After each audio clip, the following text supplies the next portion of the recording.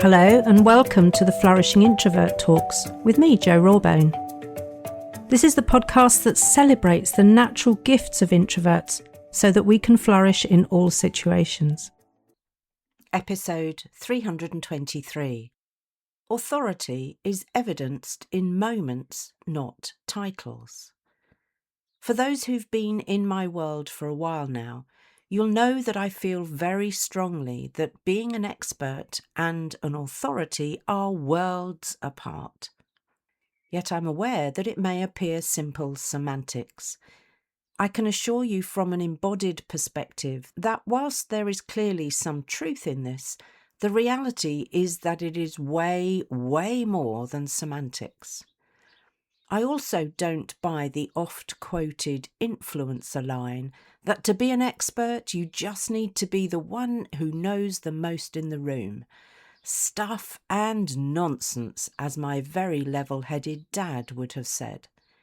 If you've fallen for that, you're wading through the territory of the deluded and rubbing shoulders with the charlatans. Now, I'm not saying that all influencers are charlatans, well, not quite, anyway. And this will be a bit of a rant, so steady the buffs. Just like those who badge themselves as transformational coaches, who decides? You can call me an influencer if I have influenced you, and you can call me a transformational coach if you have transformed as a result of us working together. I don't believe that these are my labels to claim, but my clients' descriptors to use about me. I'm wound up now because I've just realised that what really gets my goat is that self-proclaimed influencers often have little real expertise. There, I said it. Judgy rant over. Now I've got that off my chest, thank you, I would like to take a moment to mention why I chose the word evidenced in the title of this episode. I toyed with claimed or presents, but neither felt right because I've recognised that we evidence our authority through our words, attitude and behaviour. I demonstrate it rather than flash it around like a gold medal. It's not mine to claim, it's mine to earn and evidence. Here's one thing that has bubbled up for me around this topic though. Are labels, and in this case the expert label, even necessary? And if it is, who does it benefit? For my clients and fellow introverts who have had their confidence knocked by being overtaken by less competent individuals, I think it matters in their own mind for sure. It matters in terms of them believing that they bring value to the table and have wisdom to share. I've noticed that it often also matters to their confidence and their self-esteem. I do wonder, though, if the expert label is largely just ego defence, excluding, of course, the expert witnesses who present in courts of law. The few I know have really earned their title.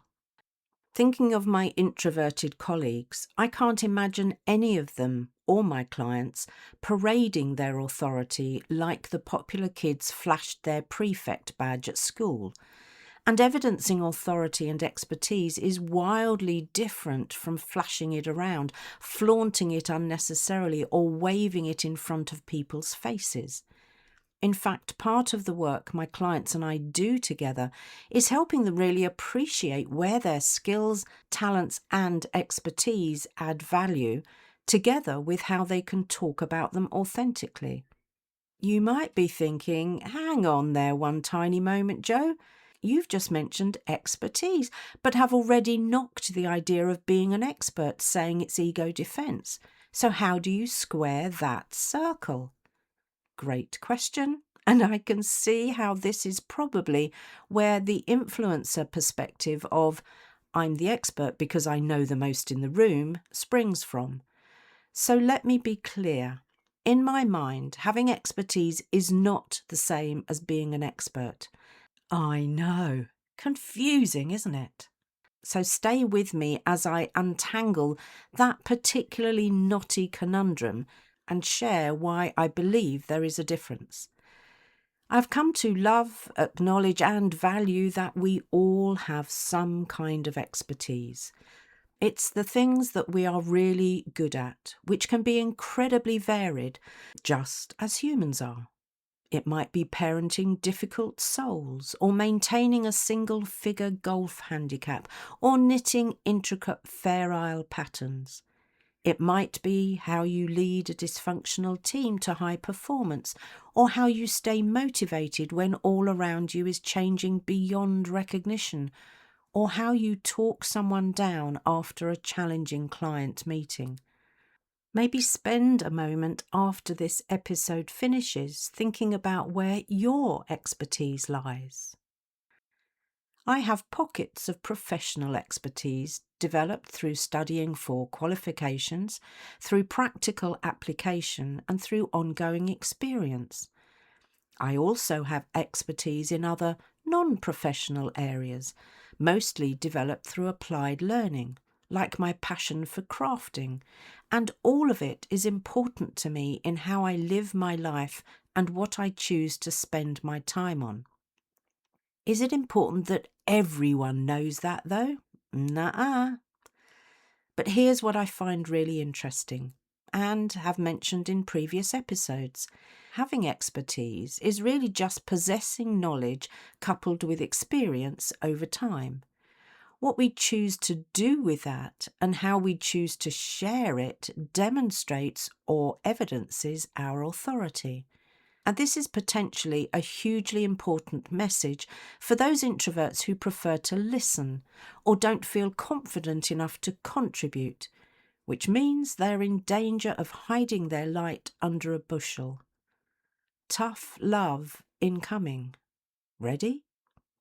Sitting in a room with relevant knowledge but not sharing it because you don't like to put yourself in the spotlight or you fear it will come across as a bit showy-offy is frankly irresponsible, especially if the group needed that information to progress a matter. When people do that, it's often a power play or perceived as such, which serves no one and damages the knowledge holder's personal brand. And if you want to know what your personal brand is, find out what people say about you when you're not in the room. That's a great indication. And the other thing to consider is that if you don't evidence your expertise in the moment, someone else, often with less expertise, will try to. Many will have no qualms about elbowing their way in and top-trumping you. They may even use your ideas and words, claiming them as their own. That's when you know it's time to claim and articulate your expertise. I get that it can be a bit scary if you happen to be the most junior person in the room, especially one who is rarely listened to. I remember being the new girl in a training consultancy, even though I'd lots of hard-won experience in industry. They were pulling together a team to craft a bid document for a training contract with BT, but didn't invite me into the team. With my background as a BT engineer and 19 years of employment, some of which was in learning and development, I had plenty that I could contribute that would have added value, but the old guard didn't want to open the group. So I simply asked how they might make best use of my experience and contacts. Strangely, I was welcomed warmly after that. So sharing appropriately is one of the ways to overcome a lack of seniority. All it takes is to remember that those with longer service may not know more than you do. And as nice as it might be, this is not about waiting for an invitation to contribute. People don't necessarily know who has what knowledge, so offering can be a really authentic way to make a great name for yourself. This is also a good moment to remind you that experience is not necessarily the same as expertise. If my experience has been 15 years of repeating the same thing, it's highly unlikely that I have gained or honed my expertise. It's far more likely that I am stuck in an old and potentially outdated model of how things were, which may not be relevant now. So please don't automatically be intimidated by those with impressive job titles, more seniority, or length of service. It's one of the reasons I'm a passionate lifelong learner. I'd hate to be stuck in my ways. As I demonstrated in my earlier example, one of the techniques I started using earlier in my career was to offer that I have some knowledge that may be helpful. I would sometimes quite literally use the words, "I have some information on this that might be useful. Is now a good time to share that?" This really helped me to find my voice in a room of senior people. What I learned not to do was start my offer by apologising, something I've witnessed a lot of others do. This is when people start by saying something like, "This may be irrelevant, but," or "You probably already know this, but." It's a bad habit and it undermines your authority instantly. And just like any habit, it can be unlearned and replaced by another, more effective one once you recognise it. My rule of thumb is that if I'm tempted to add a but after what I'm about to say, I need to reposition it. Try that and you'll be surprised at the difference it makes to your confidence and the way your contribution lands. There is another personal brand damaging practice that happens a lot, which is to share from a know-it-all perspective, assuming no one else knows what you know. That happens a lot to women in business and industry with all of the mansplaining that goes on. And if we dare to raise awareness of that, which I do, we usually face some ruffled feathers, huffing and uncomfortable shuffling. So we don't want to invite similar responses by falling into our version of that know-it-all trap. How do we avoid that? One way is to ask a simple question like, what might we be missing here? Or what knowledge is already in the room? Most groups find any of those facilitative questions from wherever they come pretty useful. So it's time to get out of our own way on this one. Time to recognise that being an authority is the right and responsibility of any and all of us who have relevant knowledge that they can share for the greater good.